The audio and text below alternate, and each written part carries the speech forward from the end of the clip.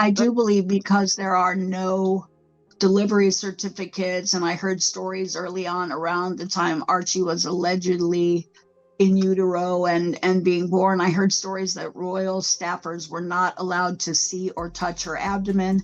That and what really got me was the idea that a royal physician was not allowed to examine her womb. I mean, I don't know about anybody else, but if I were pregnant with a royal child, you would want that child in the best care of the best medical practitioners that money could buy. Meghan Markle used a surrogate. That's been something posited literally for well over 3 years when it comes to her firstborn son Archie and even her daughter Lilibet. A royal physician blocked from examining the pregnancy. Let that sink in for a second. We're talking about an institution that has governed royal birth protocols for centuries. A family whose entire legacy is built on bloodlines, succession, and knowing exactly who carries a royal heir. And yet, Meghan's own sister is claiming that a royal doctor was turned away from the most important pregnancy the Sussex household had ever seen. So the question is simple: why?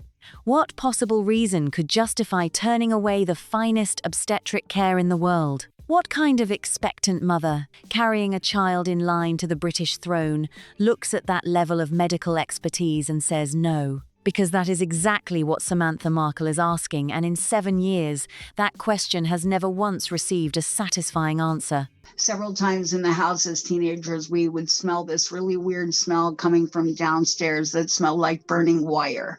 And people suggested that that was crack, but I didn't know what crack was as a teenager. I thought somebody was burning leaves next door. And my brother said he smelled it a lot, and he said that he had seen her cooking it on the stove. So I had seen Doria smoke pot. That wasn't a big deal. I thought a lot of people in Southern California coming out of the 70s. Today, we're going deep. What came out of a jaw-dropping conversation between Lady Colin Campbell and Samantha Markle is not gossip, not tabloid noise. It is a detailed, methodical, quietly devastating set of questions about the most scrutinized pregnancy in modern royal history. Questions about Doria Ragland, questions about Trevor Engelson, questions about a baby bump that seemed to have a mind of its own, and questions about 2 children whose origins remain, for an extraordinary number of people, genuinely unresolved. This is the story the mainstream media refused to tell. To understand why this conversation carries so much weight, you need to understand who's speaking. Lady Colin Campbell is not a fringe voice. She is one of the most rigorously sourced royal observers of her generation, with deep, long-standing connections to the aristocracy and the House of Windsor itself. When she speaks, the palace pays attention, even when it would rather not. I do believe now that my brother is telling the truth and that Trevor is, and reportedly, Trevor said that she couldn't give him children. And this is according to my brother. I didn't get this from Trevor. And sources out there say that Trevor put this in an article or an interview. So I haven't seen that yet. I do believe because there are no delivery certificates. And Samantha Markle? Whatever her critics say, bitter, estranged, attention-seeking, she is someone who actually grew up in the same house as Meghan. She was there for years that Meghan has since tried very deliberately to rewrite. Here's the thing though, Samantha's account has never fundamentally changed. The details she gave 5 years ago are the same details she's giving today. That's not the behavior of someone making things up, that's the behavior of someone telling the truth. This story sits at the intersection of 2 massive questions that have followed Meghan Markle since day one. First, who is she really? Where did she come from? How was she raised? And does the carefully constructed story she sold to Harry, to the palace, and to the world actually hold up? Second, the question millions have been whispering in private messages and comment sections for nearly a decade. Did Meghan Markle actually carry and give birth to her children? These are not comfortable questions, but they are questions that serious, credible, well-sourced individuals have now placed on the public record, and once something's on the public record, it cannot simply be wished away. This isn't a new question either, and that's crucial. It has been circulating for years, not among conspiracy theorists. That bump had more ups and downs than Elizabeth Taylor and Richard Burton's marriage. I'd never known another woman of colour or another woman without colour to have performed in a pregnancy the way Meghan did. Anything to do with those children and how they came into existence would have possibly racial implications, when of course it's nothing to do with that at all. But among ordinary people who watched the same footage, studied the same photographs, noticed the same inconsistencies, and asked the same simple question, does something here not quite add up? For years, raising that question publicly meant instant ridicule. The mainstream media locked it down. The narrative was sealed, but something has shifted. The sources are now more credible. The details are now more specific, and the total, unbroken silence from the Sussex camp has started speaking its own very loud language. Before we even get to the pregnancy questions, we need to go back further, because what Samantha laid out wasn't just a series of claims about a bump or a birth certificate. It was a portrait of a woman whose entire self-mythology is built on sand. Meghan has spent years selling a very specific version of her childhood modest home, devoted mother, distant father, a child caught between two worlds, never quite belonging, emotionally resonant, deeply sympathetic, a fairy tale against the odds. But the people who are actually there don't recognize that version at all. Samantha Markle has said consistently that Thomas Markle, the father Meghan paints as a background character, was actually the parent who raised her.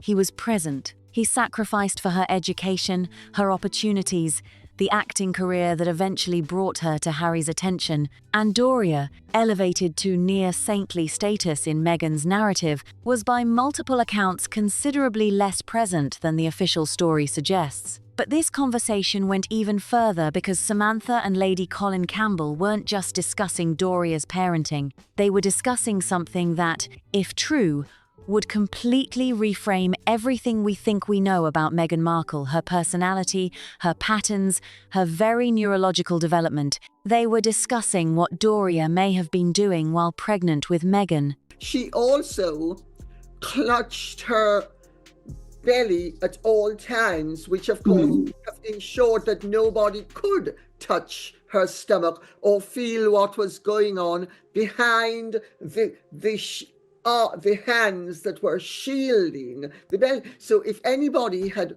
made a move to touch the belly, they would never have reached it because the hands were always there. And so I was seeing all of these pictures of this alleged moon bump and pillows dropping underneath the skirt and hoses hanging out of the skirt. And notice the way Samantha tells it, not with drama, not with relish, but with the flat, matter-of-fact tone of someone recounting something they actually witnessed, something they smelled, something that has lived in their memory for decades because it was so wrong, so impossible to explain away. A smell like burning wire, a brother who said he'd seen something on the stove, a mother whose eyes were red, whose friends came giggling up the stairs. Samantha is careful to separate what she knows from what she suspects. She saw marijuana. She smelled something she couldn't identify. Her brother, Thomas Jr., was more direct and has said independently that what he witnessed went beyond cannabis. None of this is proven.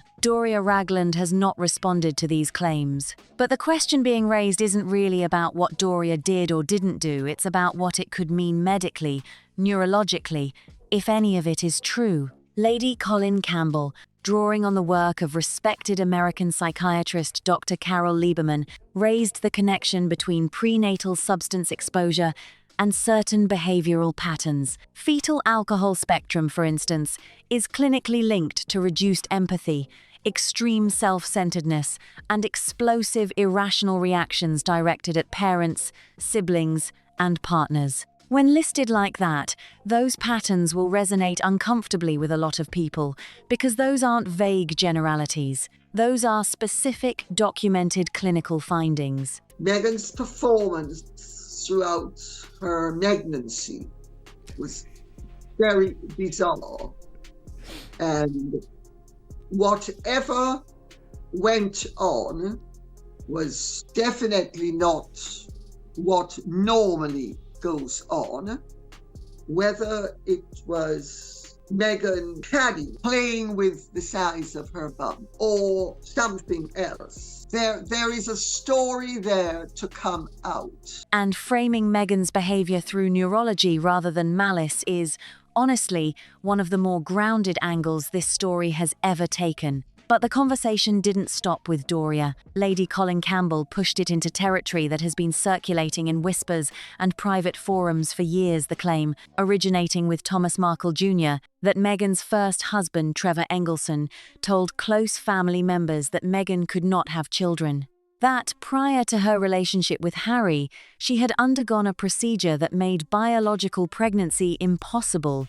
Trevor Engelson, Hollywood producer, Meghan's husband from 2011 to 2013, was by all accounts devoted to her. He gave her stability during the Suits years. And when Meghan ended the marriage, by some accounts returning the engagement ring by post, a detail so cold it still shocks Trevor did something remarkable. He said absolutely nothing. He rebuilt his life quietly, remarried, had children, and has maintained a dignified silence, even as the scrutiny around Meghan reached extraordinary levels. It's absolutely unbelievable that any member of the royal family could have set about creating what is an international scandal where people have the means, as a result of her and her husband's conduct, to question whether they have perpetrated the scam of the century. Which is exactly what makes Thomas Markle Jr.'s claim so significant, because Trevor's silence isn't denial, and Thomas Jr. has said consistently that what Trevor told him would, if true, make everything we think we know about Archie and Lilibet impossible. Now Samantha Markle, who grew up alongside both of them, says she believes her brother is telling the truth. No delivery certificates. Read that again slowly. We are not talking about a private family choosing an unconventional approach. We are talking about two children who stand in the line of succession to the British throne, children whose legal royal status has direct implications for the monarchy itself. And Samantha Markle is saying there are no delivery certificates. Privacy arguments don't hold here. These are not ordinary children, and the way both births were handled, the secrecy, the inconsistencies, the complete departure from every established royal precedent cannot simply be filed under personal preference. Then there are the photographs. The footage, Getty Images, one of the most reputable agencies in the world, captured what was happening, and what was captured does not. Hugo and I have many connections in common. And I mean, this has been a running sword within the royal family for years. And the mere fact that Hugo is confirming it shows how very close to bursting point that overblown balloon is. By any conventional medical understanding, represent a normal pregnancy. Samantha described it precisely. The hands always clasped over the abdomen, not the natural protective gesture of an expectant mother, but a precise, consistent positioning that prevented anyone from making contact with the bump. Photos of Meghan bending at what was claimed to be 8 months, not carefully, not from the hips, but bringing her knees all the way to her chest in high heels. Multiple obstetricians and gynecologists looked at those images and said simply, that is not possible. And then there's the footage. Meghan walking toward camera in a black and white checkered dress, and the abdomen visibly swaying left and right with each step. Any woman who has been pregnant knows that muscles hold a baby in place. The bump does not swing like a pendulum. It does not move independently of the body. But this one apparently did. Pillows, hoses, these are not the words of someone making things up. These are the words of someone who studied the footage, examined the photographs, and arrived at conclusions the visual evidence appeared to support. Samantha is not the only person to have said these things, but she is one of the very few with direct family knowledge to say them on the record, on camera, to someone of Lady Colin Campbell's standing. And then there's the Mayhew Clinic, a detail that surfaced early, got buried fast, and has never received a proper public explanation. Silence everybody and just produce a DNA sample or proof of delivery. If you had those things, it would be very easy just to put them out there and say, this is what happened. This is what it is. And so, if they don't like it, why don't they just satisfy the curiosity and the controversy? Many people even wonder, are their children even real? Samantha mentioned it almost in passing, but it's the kind of detail that lodges itself and refuses to let go. Because the Mayhew Clinic is an animal rescue charity, it has nothing to do with obstetrics, nothing to do with the care of pregnant women. And yet, its name appeared in connection with Meghan's pregnancy timeline in a way that has never been satisfactorily explained. Why? What was happening? And when that would bring an animal rescue charity into proximity with the story of a royal birth?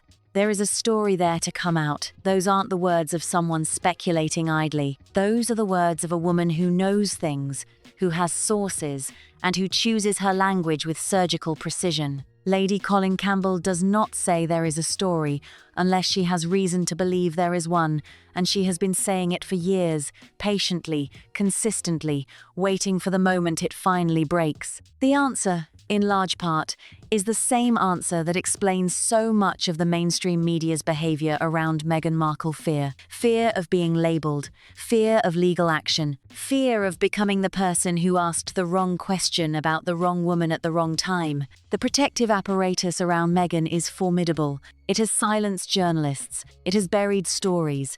It has turned the simple act of asking a question into an act of apparent aggression. But the questions remain, they always remain, and the people brave enough to ask them are not going anywhere. Harry and Meghan have quite literally created an even more of a bigger bubble to do with those children, to do with the surrogacy rumours, to do with, how old they are, where they are, and things like that, because they're constantly playing games. They have used the children to weaponise them against the royal family. Lady Colin Campbell has been on this story longer than almost anyone. Her book, published in 2020, was the first major work to raise serious questions about the authenticity of Meghan's carefully constructed narrative, and it was accordingly torn apart by a media establishment that had decided Meghan was untouchable. But Lady Colin Campbell does not back down easily.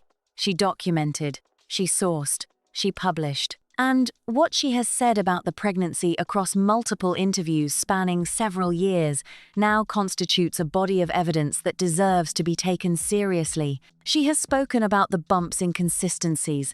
She has spoken about the way Meghan managed the visual presentation of her pregnancy in ways that are, by any medical standard, highly irregular. She has spoken about the royal physician, the same detail Samantha raised independently, and the extraordinary situation in which a doctor was denied access that every established royal protocol would normally guarantee. And she has done something else entirely, something that places her commentary in a completely different category from mere speculation. She has spoken to people inside the palace, people who were there, people who noticed things and communicated them the way palace insiders always do, carefully, deniably, but unmistakably. And what those people found impossible to reconcile with their own professional experience, they passed to Lady Colin Campbell, who passed it to us. The scam of the century. Lady Colin Campbell does not use words carelessly. She is not a woman who reaches for hyperbole. I think Meghan definitely did not want her father there to mess up the narrative that she had told Harry about her early life. I think that we could definitely infer her mom was completely willing to go along with the narrative, and that's why she was there. When she says that, she means it in a very specific, carefully considered sense, that by their own conduct, by the inconsistencies they created and then refused to address, Harry and Meghan have given the public, and potentially the authorities, legitimate grounds to question whether something fundamentally fraudulent occurred in relation to children who now stand in the line of succession to the British throne. That is an extraordinary statement. It sits on the public record, and it has never been legally challenged by Harry or Meghan. Think about that carefully. A woman of Lady Colin Campbell's profile makes a claim of that magnitude, and the Sussexes, who have shown absolutely zero hesitation in pursuing legal action against journalists, newspapers, and photographers, have said nothing, done nothing, let it stand. If there were no substance to it, why would they? If a simple DNA test or a delivery certificate would make all of this disappear, as Samantha herself suggested, why haven't they produced it? And when someone of Hugo Vickers' caliber begins confirming what Lady Colin Campbell has been saying, a man who is meticulous, cautious, and guards the institution with everything he has, that is not a small thing. That, in Lady Campbell's own vivid phrase, is a balloon that is very close to bursting point. I suspect the resolution will be down the line when Harry and those children will be removed entirely from various situations and positions. That, I think, is going to be the neatest, cleanest way of resolving something, rather than any confirmation or exposure. The question is no longer whether this story will fully emerge. The question is when, and in what form, and with what consequences for the two people at its center. Here is what makes the pregnancy question impossible to simply dismiss. It does not exist in isolation. It sits within a pattern, a consistent, documented, years-long pattern of Meghan Markle managing information in ways that directly contradict what can be independently verified. This is not a woman who has occasionally been economical with the truth. This is a woman whose relationship with factual accuracy appears genuinely, profoundly complicated. Look at how the birth of Archie was handled. This was not some minor celebrity having a quiet, private birth. This was the child of a senior working member of the British royal family, born into one of the oldest monarchies in the world, carrying a bloodline meticulously documented for centuries. And yet the birth was conducted in a manner so secretive, so deliberately opaque, so entirely at odds with every precedent and protocol, that even mainstream journalists covering it for serious newspapers found themselves watching something that simply didn't add up. Courtiers were misled, others were recruited to mislead on their behalf. The location was kept secret, the timing was announced in a way that made independent verification impossible. And when the baby was finally presented to the world, the circumstances were so tightly controlled that nothing could be confirmed and nothing could be questioned. That level of management does not happen by accident. It does not happen without planning. It does not happen without reason. It really is that simple, isn't it? A DNA sample, a proof of delivery. My father is not very long for this world, nor is King Charles, and nor really are any of us. It's a crapshoot. We don't know when we're going to get another day. And with that said, is that my father and King Charles both have these children who won't stop damaging them on the world stage in their last days when they are their most fragile. Documents that for any ordinary birth in any ordinary family would be entirely unremarkable, and for a royal birth would normally be among the most rigorously preserved records in the country. Produce them, show them, make the questions disappear, and yet 7 years of total, unbroken silence. One argument is that they simply refuse to dignify the questions with a response that they consider the speculation beneath them, that engaging would only amplify it. In a narrow tactical sense, that reasoning is understandable, but here's the counter-argument, and it is powerful. The speculation has been amplifying itself for years without any engagement. It has not faded. It has grown. It has acquired more voices, more credibility, more detail, and the silence hasn't dampened it, the silence has fed it, because silence, in circumstances like these, is not neutral. Silence is a choice, and choosing to stay silent when a single document could end the entire conversation is a choice that demands explanation. Many people are now asking out loud, are these children even real? On the surface, It seems almost incomprehensible. Every school sports day, every gap year, every military deployment documented. The world watched Harry go from a young boy walking behind his mother's coffin to a grown man standing at an altar. We thought we knew him. And perhaps that is exactly why the questions around his children feel so deeply, personally unsettling to so many people. What role did Harry actually play in all of this? Because there are only two possibilities. Either Harry knows the full truth of how his children came into the world and has been an active participant in managing the narrative around it, or Harry was told a story, believed it, and is still believing it now because the alternative is simply too devastating to face.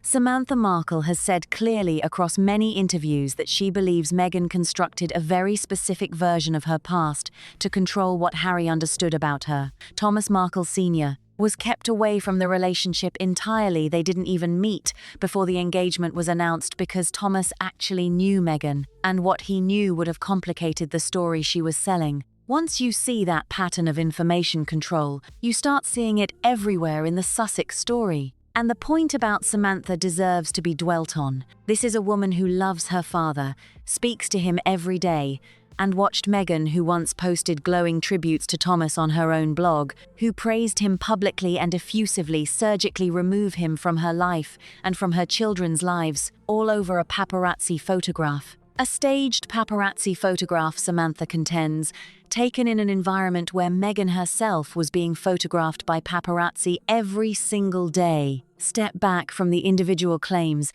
and look at the full picture, the narrative control, the managed births, the sequenced revelations, the strategic deployment of children in public, and a pattern emerges. Not the pattern of a woman navigating an unusual situation as best she could, the pattern of someone executing a plan. Look at the timeline. Meghan arrives in the royal family as an unknown quantity. The relationship, the engagement, the wedding, all in astonishingly rapid succession by royal standards. She embeds herself before the institution has time to properly assess her. She manages access to her past with surgical precision, keeping key people, most notably her father, away from Harry until it's far too late for their testimony to matter. And then when the children arrive, she manages that too. Same precision, same control, same wall of carefully maintained opacity. Royal commentator Brittany made a point that deserves amplification. At the time of the pregnancy,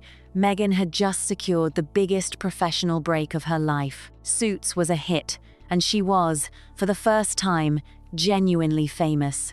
And motherhood, the kind that would require stepping back, being physically visible in a compromised way, sharing the narrative with a baby may simply not have been what Meghan wanted at that moment. Whether that explains the specific decisions made around the births, or whether there is a more fundamental explanation, the outcome was the same. A pregnancy and births managed in a manner that has never, to this day, been fully explained. And what we are ultimately describing here is not simply a couple who wanted privacy.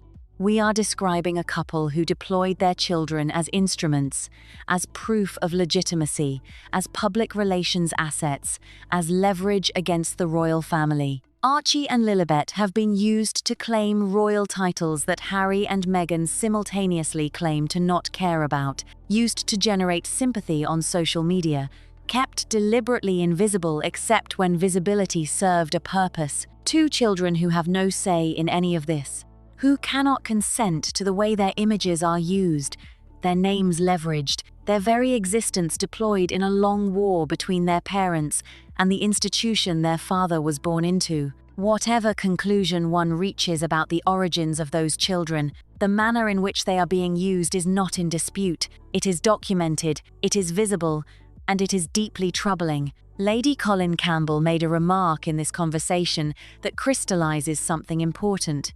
She noted that both Harry and Meghan came from mothers whose behavior during pregnancy might theoretically have had an impact on their development, not making accusations, but pointing out that both individuals at the center of this story have histories that, examined honestly, might explain a great deal about why they behave the way they do.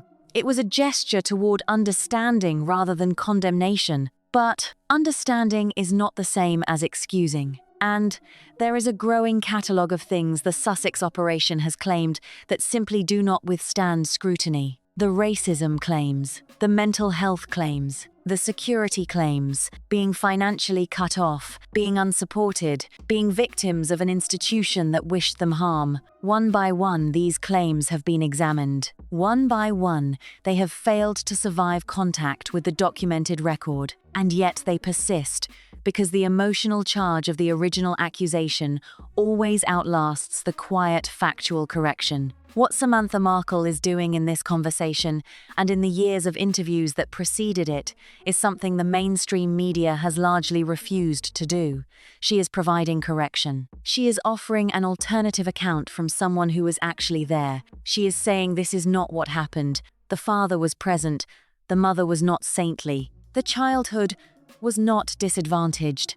And the woman who turned that childhood into a weapon, who used it to destabilize a marriage, fracture a family, and undermine an institution, deserves to have the record set straight. Doria was willing to go along with the narrative. That is a devastating thing to say about a mother, and Samantha says it without bitterness, not as an attack, but as an observation about what actually happened. Because what happened at that wedding is one of the most telling moments in the entire Sussex story. The father who raised Meghan, paid for her education, drove her to auditions, and made her career possible was not there. The mother, who was considerably less present during the crucial years, sat in the front row, beaming. And the reason, Samantha contends, is not that Thomas Markle behaved badly. It's that Thomas Markle knew things, and his presence would have complicated the story Meghan had told. Make no mistake about what is ultimately at stake here, because this conversation is not about celebrity gossip or family feuds or personal failings. This goes far deeper than that. This conversation is about the integrity of the British line of succession, and that is a constitutional matter. Archie and Lilibet currently hold places in the line of succession to the British throne. Prince Archie and Princess Lilibet titles that carry legal weight, constitutional significance, and a place in the documented history of the most enduring monarchy in the modern world. The question of whether those children are who they are claimed to be is not a tabloid question. It is a question of national importance. Samantha Markle raised precisely this point, drawing a direct parallel with the debate ultimately resolved around Barack Obama's birth certificate. The principle is identical. When someone occupies a position that requires a specific legal identity to hold, the public and the governing institutions have a right to verify that identity. For children in the British line of succession, that verification is not just reasonable, it is arguably mandatory. And here is where it gets sophisticated. Not exposed, not confronted, quietly, neatly, cleanly removed. When you think about it, that is the most elegant possible resolution to an extraordinary problem, because a formal public confrontation, a demand for documents, a legal process that would be catastrophic, not just for Harry and Meghan, but for the institution itself. It would consume the monarchy for years and generate precisely the kind of chaos the palace has spent decades learning to avoid. So instead, the resolution comes through titles, through the quiet removal of the HRH, through Archie and Lilibet being eased out of the working succession in a way that looks, on the surface, like operational efficiency, a slimmed-down monarchy, modern practicalities, and the real questions, the questions Lady Colin Campbell and Samantha Markle have been brave enough to ask, are simply allowed to dissolve unconfirmed and unresolved into the permanent fog of royal discretion. It is elegant, it is ruthless, and it is already happening. The British royal family has a particular genius cultivated over centuries for not responding to things. While the rest of the world screams and posts and litigates, the palace stays silent. And that silence is not passivity, it is strategy. The dignified, maddening, utterly effective strategy of an institution that has survived revolution, abdication, world wars, and serial scandals by simply continuing to exist. But the silence around the questions raised by Lady Colin Campbell and Samantha Markle is different. Because this silence is not merely dignified restraint, it is, in part, enforced. The mainstream British media has been extraordinarily, some would say inexplicably, reluctant to engage with any of this. The same newspapers that devoted front pages to Catherine's photoshopped Mother's Day card have consistently refused to touch the questions that Samantha and Lady Colin Campbell have placed firmly on the public record. Why? The legal department answer is obvious, but there is, increasingly, a sense that there is more to it than fear of litigation. What we know from palace sources and Lady Colin Campbell is arguably the most credible conduit for palace thinking in the public sphere, is that within the institution, these questions are not entirely unknown. They have been discussed, they have been noted, they have been added to the long list of concerns that have accumulated around the Sussex operation since its earliest days. The royal physician episode, the doctor turned away from examining Meghan, did not go unnoticed. People who were there noticed, and people who were there have talked. There is a moment in this conversation, perhaps the most emotionally affecting moment in the entire exchange, when Samantha stops talking about pregnancy and birth certificates and starts talking about her father. Thomas Markle, a man who is unwell, who has had 2 heart attacks and a stroke, brought to this physical fragility by the stress of what Meghan did to him, the public humiliation, the abandonment, the cutting off of grandchildren he has never properly met. Samantha said something that every person watching should sit with. She said her father is not very long for this world, and that Meghan, who once called him her hero, who once wrote about him with love and pride for anyone to read, has chosen to let him approach the end of his life without reconciliation, without contact, without giving him the chance to know his grandchildren before it is too late. Both Thomas Markle and King Charles are fragile. Both are in the final chapter of their lives, and both have been hurt by the very people who should be protecting them. Harry and Meghan are doing this with full awareness of the health of the people they are affecting and continuing anyway. Beyond the clinical language, beyond the diagnoses and medical frameworks, there is something simpler and sadder at the heart of all of this. A woman who was given everything: opportunities, education, a fairy tale marriage to a prince, and who has spent the years since systematically working to dismantle the people who got in her way, showing at every stage that no cost is too high, no relationship too precious, no father too ill to be used as collateral damage.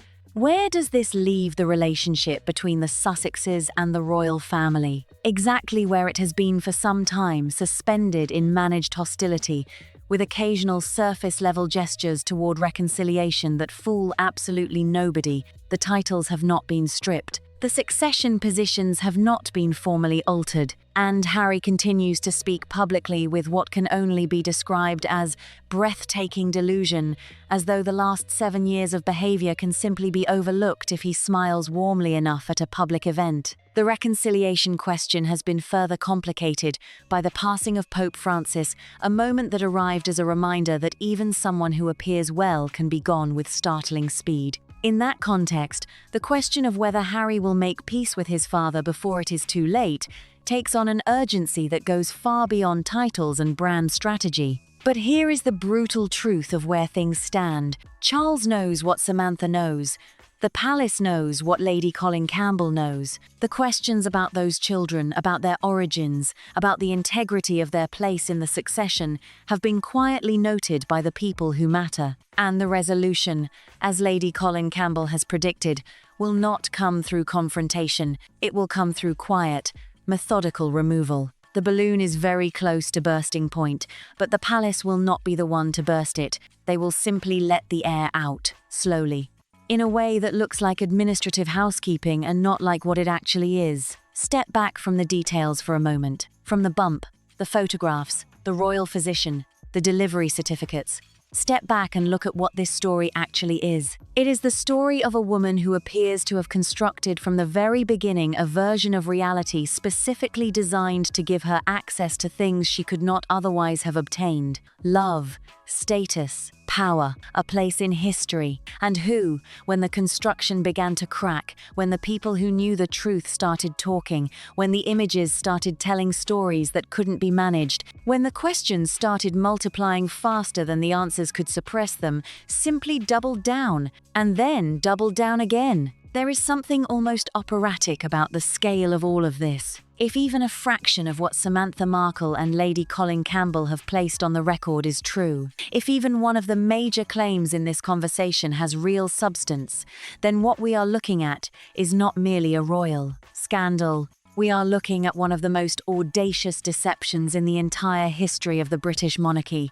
A deception that reached inside the palace itself, that fooled a prince, that fooled a king, that apparently fooled a late queen who spent 70 years building an institution she believed was untouchable. And perhaps that is the most important question of all. Not whether Meghan carried her children, not whether Doria's behavior during pregnancy had long-term consequences, not whether Trevor Engelson will ever break his silence. The most important question is how. How did one woman, with a determined will and a gift for narrative construction, walk into the most documented, most scrutinized, most rigorously managed family in the world and make all of this possible? What does that say about the vulnerability of institutions that believe their own mythology? What does it say about the power of a compelling story to completely override the evidence of one's own eyes? These are questions that will outlast the Sussex drama entirely. They will outlast the titles, the streaming deals, the brand launches, and the eventual inevitable unraveling of whatever this marriage still is. And they will be asked long after the noise has faded by people trying to understand how the world's most famous family allowed itself to be so completely, so thoroughly, so apparently willingly deceived. And that is where we leave things today. With questions that are bigger than any one story, with a conversation that Lady Colin Campbell and Samantha Markle have placed on the record permanently for history to judge, with the image of Thomas Markle unwell, estranged, running out of time, and the knowledge that his daughter could end his pain with a single phone call, and has chosen, day after day, not to make it. Now, I want to ask you something because I genuinely want to know what you think. If Meghan sat down and watched every second of what Lady Colin Campbell and her own sister have said, do you believe she would feel anything? Is there any version of these revelations that could reach her in a way that prompts real reflection, real change, a real reckoning with the damage she has caused? And the second question, if you were Samantha Markle, if you had spent years trying to be heard, trying to be believed, trying to get the world to understand who your sister really is, would you still be talking, or would you have walked away long ago? Those questions matter, and I suspect they matter to you too, because that is exactly why you are here, watching this, thinking about these things. You are not here for gossip. You are here because you care about truth, because you care about this institution, because you remember what it felt like to look at the royal family and feel something good, something proud, something reassuring, and you want to understand how it came to this. If this video meant something to you, hit that like button. It helps get these conversations in front of the people who need to hear them. If you are not subscribed yet, subscribe now and turn on notifications so you never miss what comes next. Because with the Sussex story, there is always something coming next. Share this with someone you think needs to see it.